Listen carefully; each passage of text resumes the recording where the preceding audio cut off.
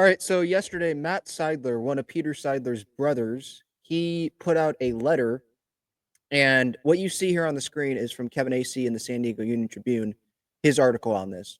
But I'm going to read the entire letter that Matt Seidler wrote yesterday, and it's on peterseidlertrust.com. I can link it for you in the description.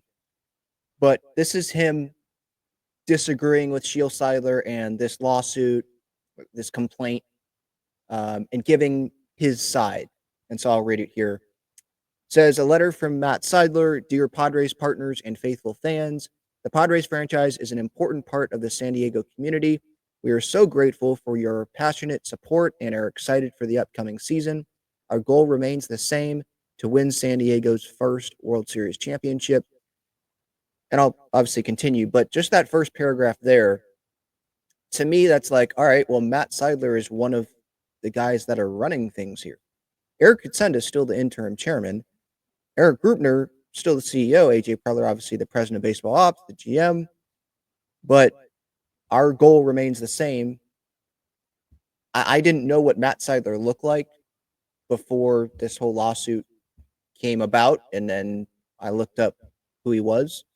But obviously, the Seidler Trust, that the Padres are its biggest, is asset the right word? I think that would be the right word. It's the biggest there. So he is a big part of the Seidler Trust, obviously. And so that's why he's saying our. I want to update you on an unfortunate development related to the designation of the Padres control person. Yesterday, I was deeply saddened to learn that Sheel Seidler, the widow of my brother Peter Seidler, filed suit in Texas alleging various wrongful acts in the management of Peter's estate and trust by me and my predecessor trustee, Bob Seidler. Sheel's claims against Bob and me are entirely untrue, and we will vigorously defend ourselves against them. That said, the false accusations in her complaint will not distract the Padres organization from continuing its great momentum on and off the field. So saying, which I'm not surprised by, untrue, they're going to defend themselves. This is a distraction to the Padres organization. But they're not going to let it be a distraction. Peter is truly one of a kind. I looked up to him my whole life. He was my brother, a trusted business partner, a close friend, and a father figure to me at times, given our 19-year age gap. I did not know that. 19-year age gap. Peter being the second oldest in our family, and me being the youngest of 10 siblings. Some of my favorite childhood memories include going to baseball and hockey games with Peter, who always had a real love for the competition, community, and fun associated with sports. In fact, Peter was my Little League baseball coach and drove me to our practices and games with the windows down and rock music blasting. Later in life, I was lucky to spend nearly my entire professional career working alongside Peter and seeing him act with integrity, thoughtfulness, and humility in every circumstance. Much of what I've learned in business and in life, I learned from Peter.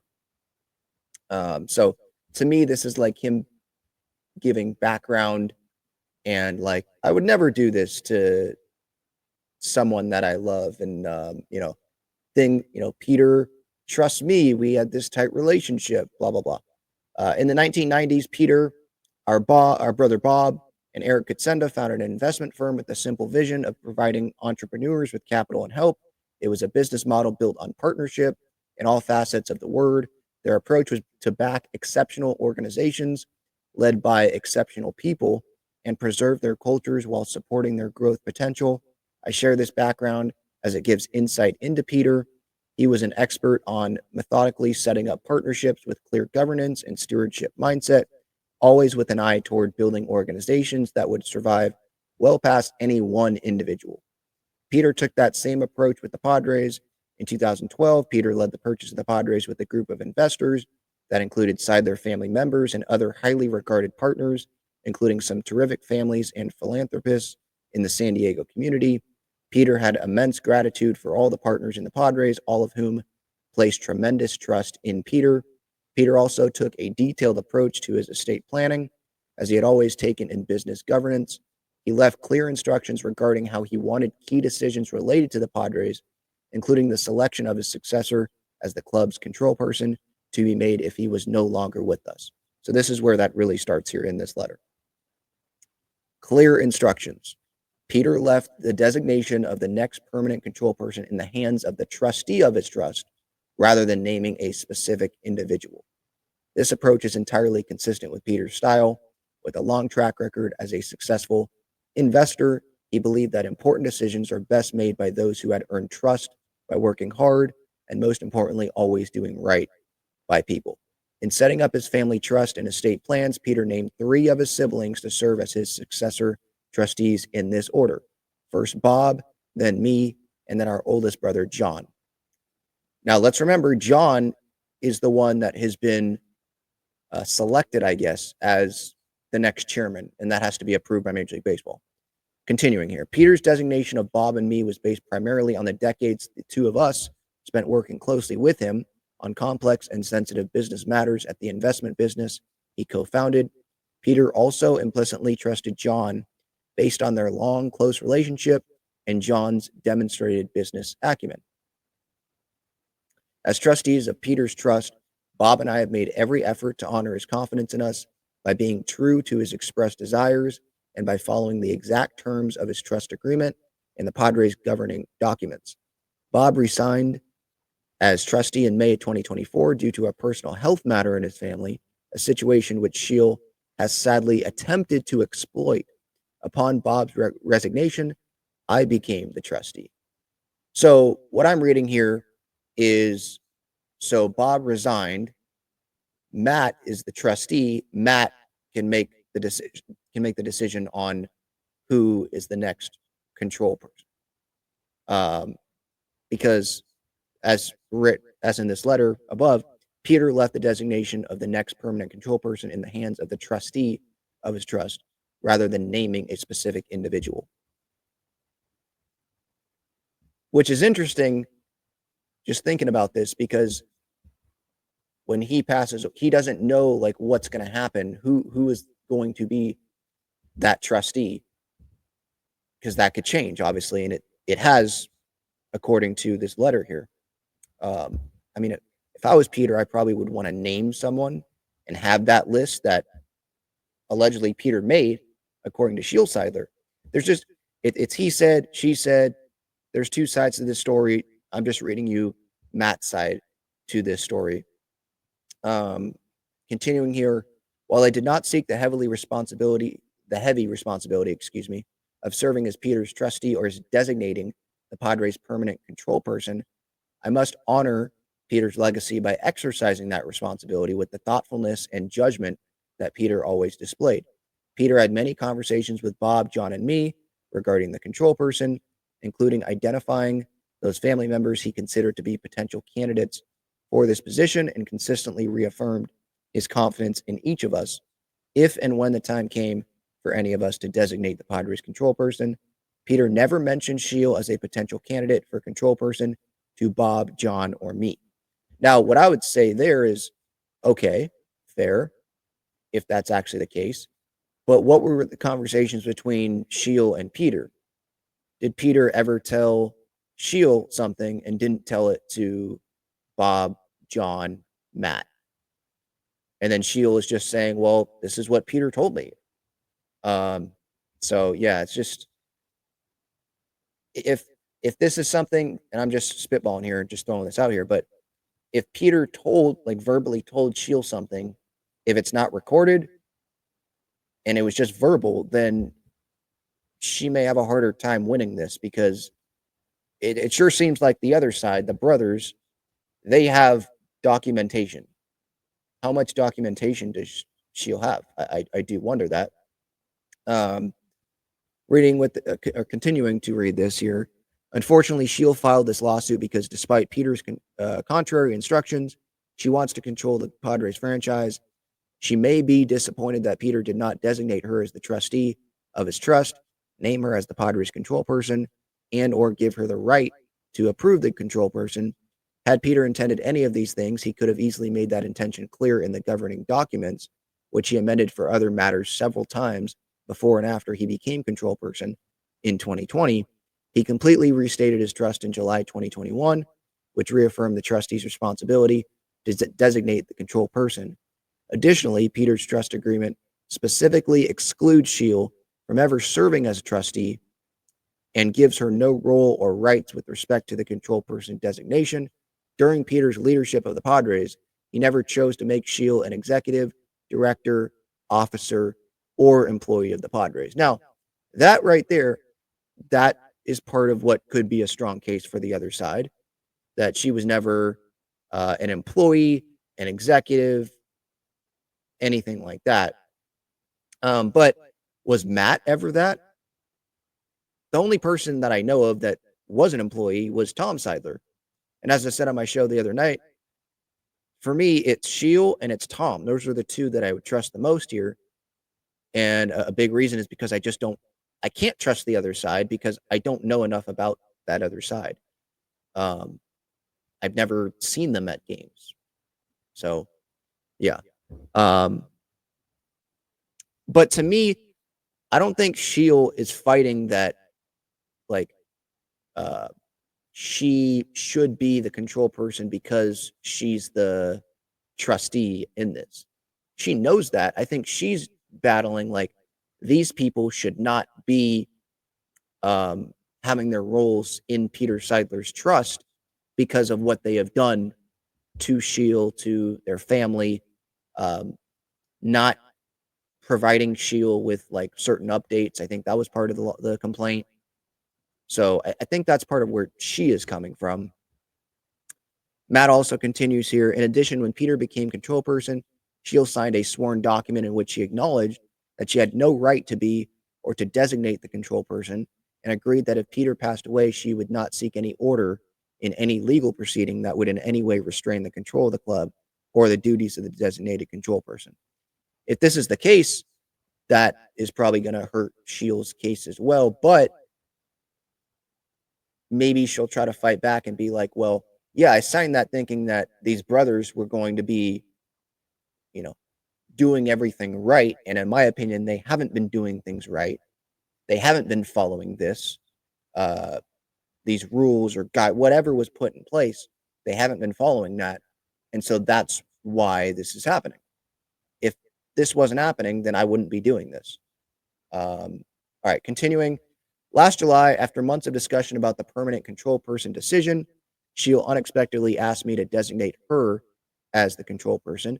It was a confusing request, as Sheel had previously told multiple family members that she knew that Peter did not want her to be the control person.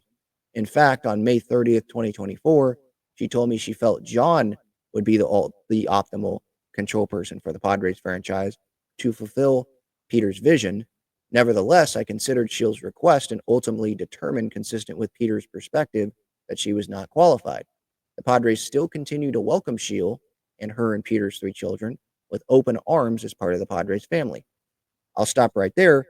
That, according to Sheel, is not what is happening. She isn't being allowed in the Padres owner's box. I'm pretty sure that was on the complaint.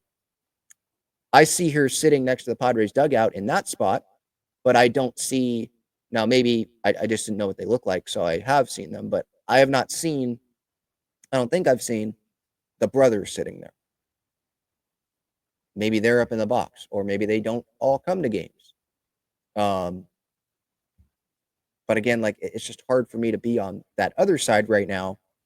While, yes, this person is saying things, but what reason do I have to believe everything that they're saying is 100%, But what they do bring up are dates. They don't just say, hey, this happened. They say, on May 30th, 2024, Sheel told me that she felt John would be the optimal control person. So maybe they were preparing for this to happen and they wanted to cover themselves in case this happened. So they did write down dates for everything that has happened here in this process. And if that's happening and they have all this documentation, that's probably going to, give the edge to them in this whole process. And the letter's not done, by the way, but I just wonder, whoever wins, the losing side, do they sell their part in the team because now they don't want a part in it? They just don't want to be involved. And then that's how the team can be sold. I'm not saying the entire franchise. I'm saying part of the franchise. And that's maybe that can bring in more money. I don't know. But I just wonder how this situation is going to plan out. Continuing with the letter here, and I'm going to get to the relocation thing. Don't worry. It's just at the bottom of the letter. John Seidler, Peter's older brother, has been designated as the next Padres control person, subject to Major League Baseball's approval. John has a lifelong history of involvement with baseball and decades of accomplishment as a founder and operator of successful businesses. He has been a minority owner in the Padres since 2012 and attends most games at Petco. I believe his business experience, proven leadership qualities, and love for the Padres equip him to guide the team as Peter's successor. We have every reason to believe John's appointment will be welcomed by other Padres owners and expeditiously approved by MLB and the owners of other MLB clubs.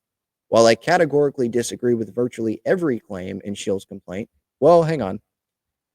Before I continue, he says virtually every claim. So maybe he agrees with some of the complaints and knows that some of these complaints are accurate.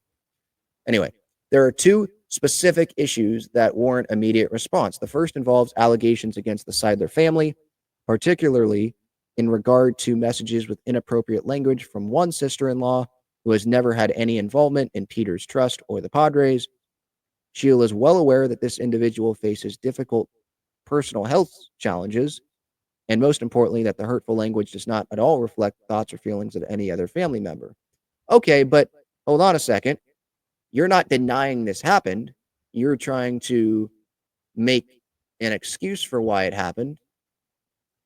And then you're saying, well, that's not the way that we feel, but it's still, I mean, that person is still part of the family. So that's still not a good look. And that's something that can't be happening, should not be happening. Um, let's see here. Where was I? My siblings and I have always loved and supported Peter and Sheel's family all throughout their 15-year marriage. In the final months of Peter's life, at least one of his siblings was in San Diego by his side all day, every single day that he was in the hospital. Since Peter's death, we have repeatedly sought to support and comfort Sheel and her children, and we will continue to do so. Sheel also inexplicably suggests in her complaint that relocating the team is under consideration. This is completely false. It is also laughable. The San Diego fans are the best in baseball, and Petco Park is the best ballpark in MLB. And then this is in bold and underlined. To clarify the record without ambiguity, relocating the Padres from San Diego has never been discussed or contemplated. And I'll continue with the rest of the letter. But this whole relocation thing, that, and I said this on the show the other day, that I thought was too far. But you put relocation in there, and I think it was like wording perhaps relocation to get attention. Does Sheel think that this team would really be moved? No, I don't think so. Petco Park and the contract that they're under and the support, the diehard fans that have been created, all of this. I mean, selling out every night, day games even, packed crowd. It does not matter when the game is. People show up. We love this team. They're not going to move this team. There's expansion discussions going on, but they're not going to move the San Diego Padres, who have one of the highest attendance in baseball. They've got the stars, all of that. They're not going to move them. They got the best ballpark in baseball for multiple years in a row, according to, I think it was USA Today. They're not going to move that. It's one thing if it was the Oakland A's. And by the way, Major League Baseball didn't do this. This was the stupid owner that did this.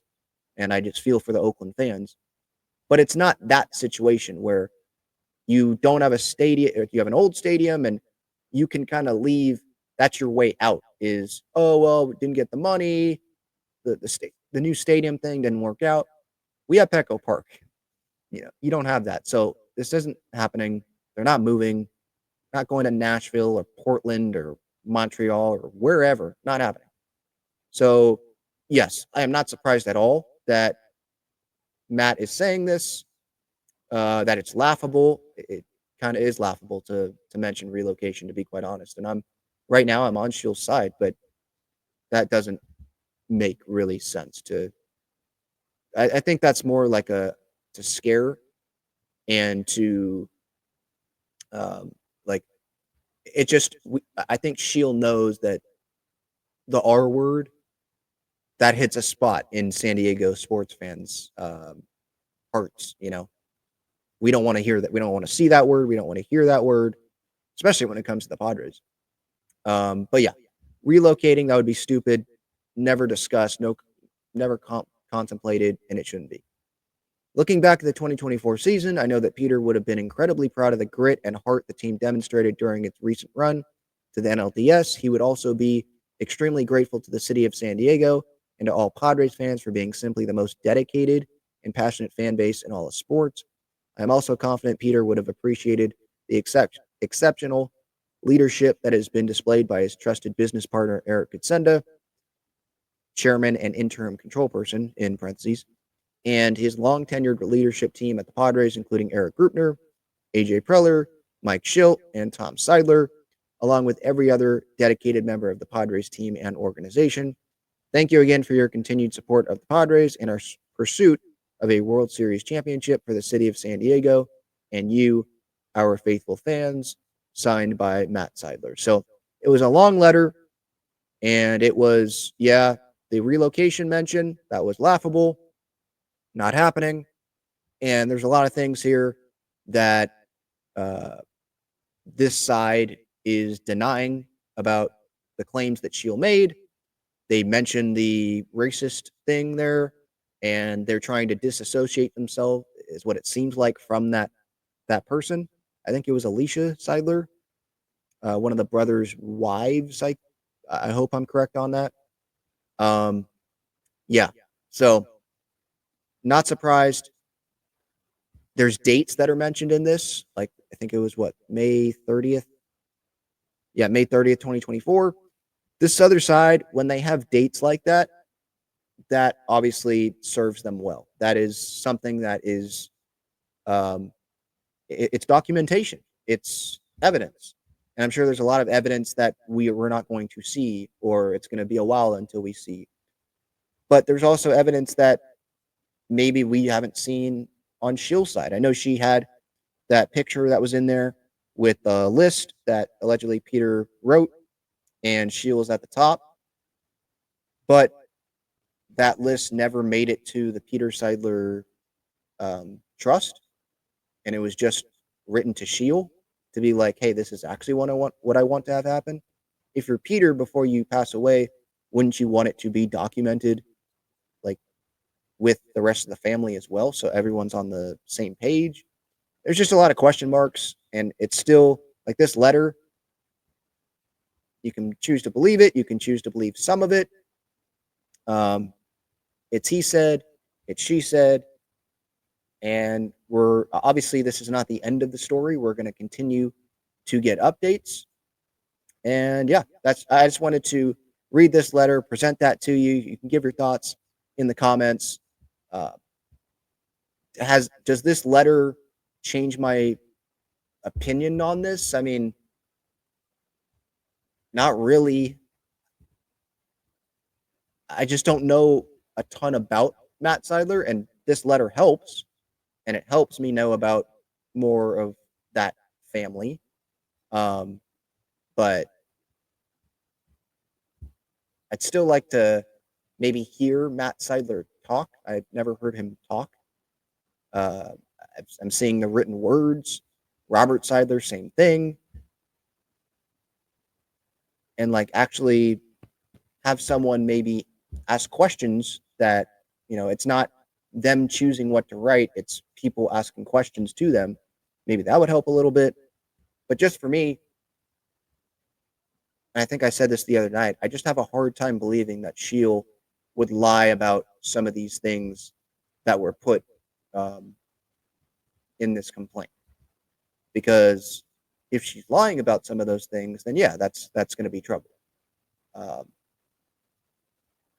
How much documentation does she have that we maybe don't know about? I wonder about that, because I feel like that's going to go a long way.